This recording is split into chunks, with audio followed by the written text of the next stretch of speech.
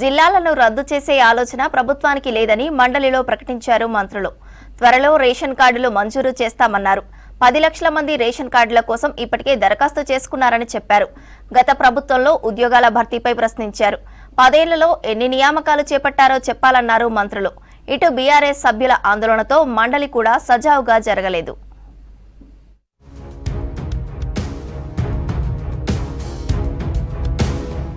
శాసనసభలాగే మండలి సమావేశాలు కూడా హాట్గా సాగాయి. గత 10 ఏళ్ల బీఆర్ఎస్ పాలనలో నిరుద్యోగులకు చేసిందేమీ లేదన్నారు deputy CM Bhatti Vikramarka. BRS హయాంలో డీఎస్సీ నిర్వహించలేదన్నారు. గ్రూప్ 1 పరీక్షా ఫలితాల లీక్తో అభ్యర్థులకు తీవ్ర నష్టం కలిగిందన్నారు. ఇందిరమ్మ రాజ్యంలో విజయవంతంగా గ్రూప్ 1 డీఎస్సీ నిర్వహించి నియామక పత్రాలు అందజేశామని తెలిపారు భట్టి. డిఎస్సి సంబంధించి కూడా గత 10 సంవత్సరాల్లో ఒక్క డిఎస్సి కూడా చేయలేదు. దానికి సంబంధించి 11,062 పోస్టులకి డిఎస్సి కండక్ట్ చేయడమే కాకుండా 10,006 మందికి సెలక్షన్ సంబంధించిన కాగితాలు కూడా ఇచ్చేసి అపాయింట్మెంట్ ఆర్డర్స్ కూడా ఇచ్చి ముందు తీసుకుని వెళ్ళాం. దీర్ఘకాలికంగా పెండింగ్ లో ఉన్న కొత్త రేషన్ కార్డులు ఎప్పుడో జారీ చేస్తారో ప్రభుత్వం స్పష్టం చేయాలన్నారు ఎమ్మెల్సీ కోదండరాం. మండలిలో ప్రశ్నోత్తరాల సమయంలో మాట్లాడిన కోదండరాం రేషన్ కార్డుల కోసం ఆశావాహులు ఏళ్ల తరబడి ఎదురుచూస్తున్నారని చెప్పారు. కోదండరాం రాష్ట్రంలో 10 లక్షల రేషన్ కార్డులు ఇవ్వవలసిన అవసరం ఉందని అంచనా వేసినట్లు తెలిపారు. మంత్రి ఉత్తమ్ 18 లక్షల కార్డుల కోసం మీ సేవ నుంచి అప్లికేషన్స్ వచ్చాయన్నారు. కొత్త రేషన్ కార్డులకు 956 కోట్ల రూపాయలు ఖర్చవుతున్నట్లు తెలిపారు. చాలా వరకు 2014 తర్వాత కొత్త రేషన్ కార్డులు ఉప ఎన్నికలు జరిగిన నియోజకవర్గాల్లో తప్ప మిగతా చోట ఇవ్వలేదు. అందుకని ఎప్పట్లోగా ఇస్తారనేది. కొత్తగా 31 లక్షల మందికి రేషన్కి ఎలిజిబిలిటీ చేయాల్సిన అవసరం ఉందని చెప్పి మేము చేసిన అంచనా అని చెప్పి మనవి చేస్తూ, అదేవిధంగా దీనికి ప్రభుత్వానికి అదనంగా 956 కోట్లు ఖర్చు కాబోతుందని చెప్పి మేము చేసిన స్టడీ ఎగ్జామిన్ చేసిన విషయం మనం చేస్తాం. రాష్ట్రంలో ఉన్న జిల్లాలను రద్దు చేసే ఆలోచన లేదన్నారు మంత్రి పొంగిరెడ్డి శ్రీనివాసరెడ్డి. ఢిల్లీకి వెళ్లిన ప్రతిసారి నిధులు రావన్నారు. గత బీఆర్ఎస్ హయాంలో కేంద్రం నుంచి ఎన్ని నిధులు తెచ్చారో చెప్పాలని ప్రశ్నించారు. రాష్ట్రంలో ప్రజాప్రభుత్వం ఉందని, ప్రజల సంక్షేమం కోసం నిరంతరం పనిచేస్తుందని మండలిలో చెప్పారు మంత్రి పొంగులేటి.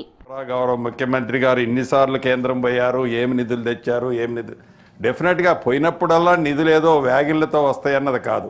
రాష్ట్ర ప్రభుత్వ పక్షాన మన పోరాటము, మన ప్రపోజల్స్ ప్రాపర్గా ఉన్నాయా లేవా, ఆ ప్రాపర్గా ఉన్న వాటిల్లో ఎన్ని వచ్చాయి, ఎన్ని వల్ల మనం మిస్ అవుతున్నాము, వాటిని సాధించుకునే దాంట్లో అధికార పార్టీగా మేము, ప్రతిపక్షంగా మీ కోఆపరేషన్ కూడా ఉండాలని ఈ వేదిక ద్వారా గౌరవ సభ్యురాల్ని సోదరిమని అడుగుతూ, తిరుమలలో తెలంగాణ భక్తులు ఇబ్బందులు పడుతున్నారన్నారు మంత్రి సురేఖ. రాష్ట్ర ఎమ్మెల్యేల సిఫారసు లేఖలను పట్టించుకోవడం లేదన్నారు. దీనిపై టీటీడీ చైర్మన్ కు లెటర్ రాస్తామన్నారు. శాసనమండలిలో టీటీడీపై జరిగిన చర్చలో సభ్యులు అడిగిన ప్రశ్నలకు మంత్రులు సురేఖ, పొన్నం ప్రభాకర్ సమాధానమిచ్చారు. వీలైనంత త్వరలోనే ఏపీ సీఎం చంద్రబాబుతో మాట్లాడతామన్నారు మంత్రులు.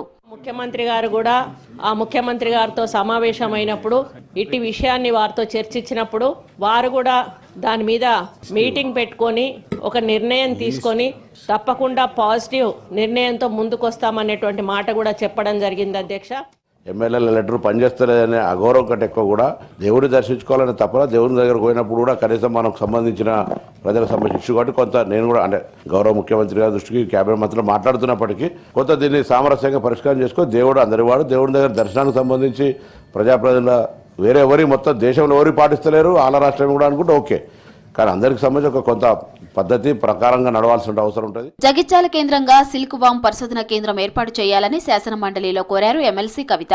రైతులను మల్బరీ సాగు వైపు ప్రోత్సహించాలని డిమాండ్ చేశారు.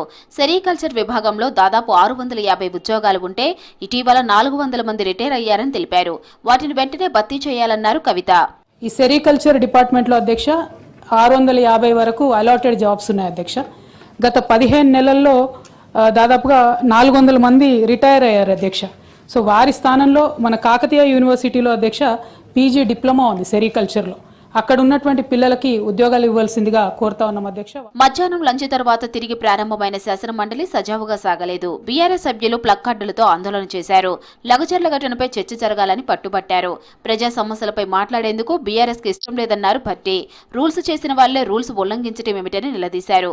అయినా సభ్యులు మారకపోవడంతో మండలి రేపటికి వాయిదా పడింది. On Tuesday, the 17th December 2024.